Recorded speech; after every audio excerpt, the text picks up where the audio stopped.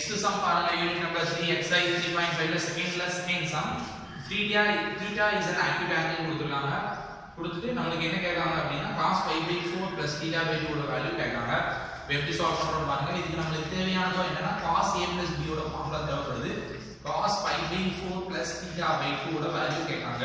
நான் என்ன பண்றேன் அப்படினா cos a plus b ஓட ஃபார்முலா முதல்ல எழுதுறேன்.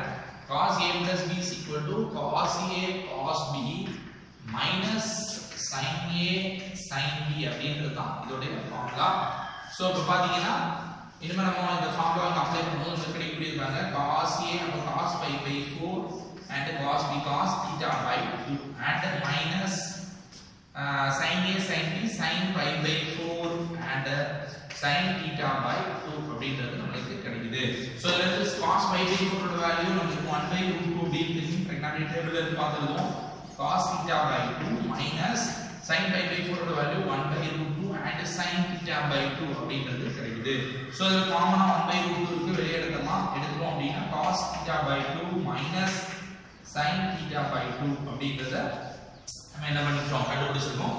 சோ இனிமே என்ன பண்ண போறோம் அப்படினா cos pi by 4 plus theta by 2 இத ஸ்கொயர் பண்ண போறோம். ரெண்டு பக்கம் take square on both sides. ரெண்டு பக்கமும் ஸ்கொயர் பண்ணும்போது நமக்கு கிடைக்குது cos square pi by 4 plus theta by 2 is equal to 1/√2 square பண்ணீங்கன்னா 1/2 ஆ மாறும். again cos theta by 2 minus sin theta by 2 the whole square அப்படின்னு வந்து இதுல a minus b the whole square formula நீங்க அப்ளை பண்ணலாம்.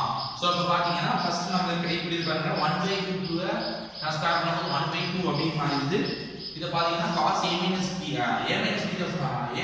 b the whole square formula use பண்றேன். அப்போ cos theta by 2 cos square theta அப்படின்னு வந்துருது plus sin square theta by 2 and minus 2 cos theta by 2 sin theta by 2 அப்படின்றது கிடைச்சது. So இதுல நம்ம என்ன பண்றோம் அப்படினா cos square theta plus sin square theta 1 அப்படி சொல்லலாம் and 1/2 1 minus 2 sin theta by 2 cos theta by 2 நம்ம sin theta அப்படி சொல்லலாம்.